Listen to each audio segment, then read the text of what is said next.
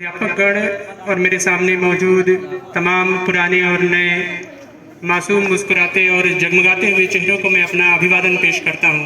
मेरा तारुफ मोहम्मद तारिक कमाल। जैसा कि हम सब जानते हैं, आज मातृभाषा दिवस है और भारत विविधताओं से भरा हुआ देश है। यहाँ उत्तर से दक्षिण, मशरिक से मगरिब के बीच लोग अलग अलग भाषाओं और अलग अलग बोलियों का सहारा लेते हैं संपर्क और संबंध को स्थापित करने के लिए। इसमें सबसे प्रचलित और प्रमुख यदि कोई भाषा है तो वह है हमारी और आपकी मातृभाषा, जिसे हम हिंदी के नाम से जानते और पहचानते हैं।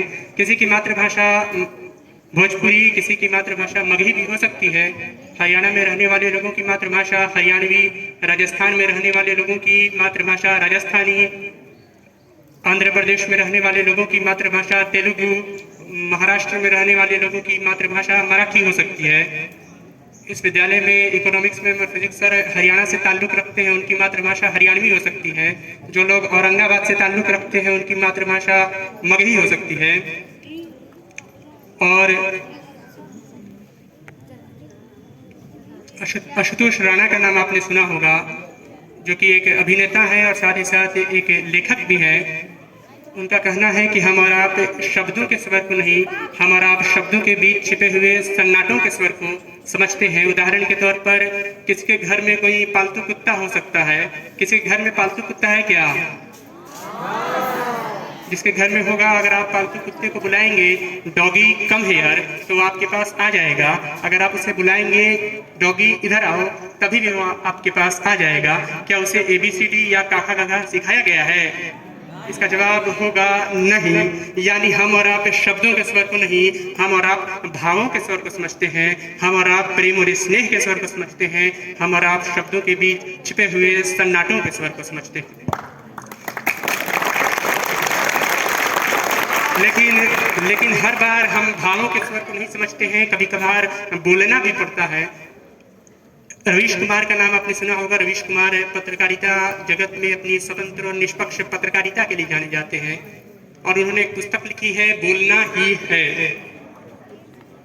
तो अगर उस पुस्तक को पढ़ने की कोशिश की जाए तो बताने की कोशिश की गई है कि आवश्यकता पड़ने पर बोलना भी पड़ता है, चिल्लाना भी पड़ता है, लड़ना भी पड़ता है, अपने हक हुकूक और अधिकारों के लिए आवाज़ भी उठानी पड़ती है। जैसे कर्नाटक में मुस्लिम छात्राएं और महिलाएं हिजाब के अपने अधिकार को लेकर लड़ रही हैं। वो बता रही हैं, अपनी मातृभाषा का इस्तेमाल कर रही हैं कि हिजाब हमारा लोकतांत्रिक और संवैधानिक अधिकार है। तो ये मातृभाषा के कारण ही मुमकिन हो पा रहा है कि हम अपने अधिकारों और हक हुकूक के लिए लड़ रहे हैं। और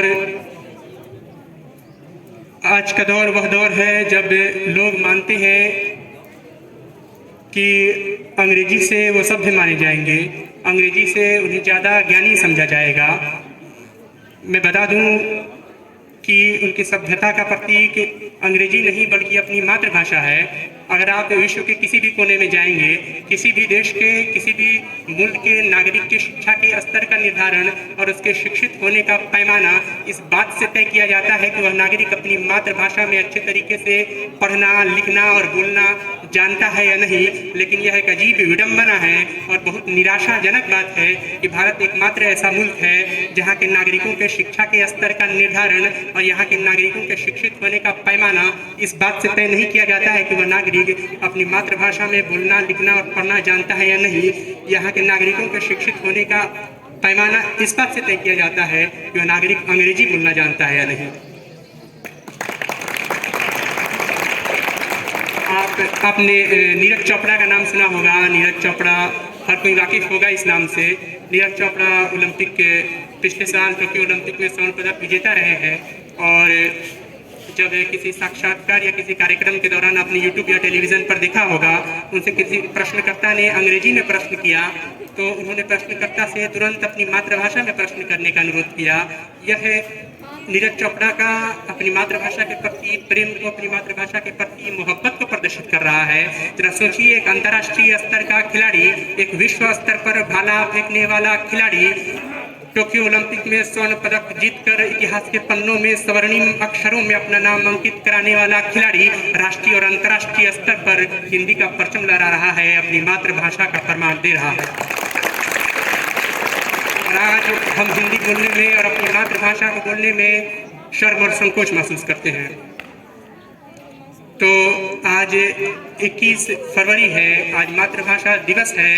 तो मातृभाषा दिवस होने के नाते हम यह संकल्प और प्रण ले सकते हैं कि हम अपनी मातृभाषा के प्रचार और प्रसार के लिए, हम अपनी मातृभाषा के विकास और विस्तार के लिए संकल्पबद्ध और प्रतिबद्ध हो सकते हैं,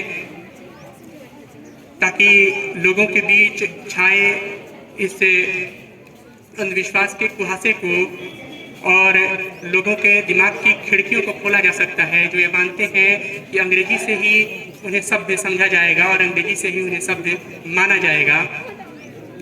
तो जो लोग ये मानते हैं कि सिर्फ हमारे और आपके चाह लेने से कोई परिवर्तन नहीं हो जाएगा, तो मैं उन्हें बताना चाहता हूं कि पानी में एक पत्थर के फेंकने से हलचल मच सकती है, बस उसी हलचल को मचाने का काम हमारा और आपका है। बस उसी हलचल को पैदा करने की जिम्मेदारी हमारी और आपकी है। तो मैंने जितने भी विचारों को अभिव्यक्त किया, ये कोई पूरा विचार नहीं था, इन पर अमल करने की ज़रूरत है, क्योंकि कहा जाता है अमल से बनती है ज़िंदगी, जन्नत भी जहन्नम भी। और पाकिस्तान की मशहूर लेक्चरर उसवाए जैनब ने भी कहा था कि बेअमल दिल हो तो जज्बात से क्या होता है, धरती बंजर हो तो बरसात से क्या होता है अमल लाजमी तकमीले तमन्ना के लिए, वरना रंगीन ख्यालात से क्या होता है। बहुत बहुत शुक्रिया।